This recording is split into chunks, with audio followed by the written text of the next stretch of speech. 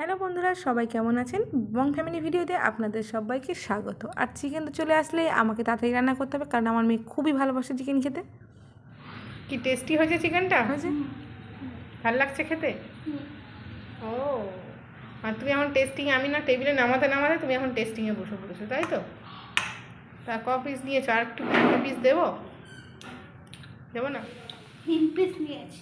এক পিস দাও। এক পিস দেবো? এটা দিই।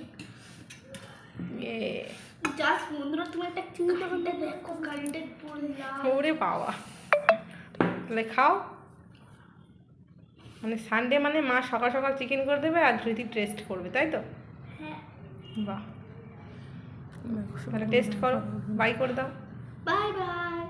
তবে যাই হোক, মিমোর তো খাওয়া দাওয়া শেষ। এবার দুপুরে আমি স্যালাড কেটে নিয়েছি, ছিল গুঁড়ো কচুর তরকারি আর কিছুটা বেগুনি বানিয়ে নিয়েছিলাম। এবার আমরা খেতে বসে পড়ছি।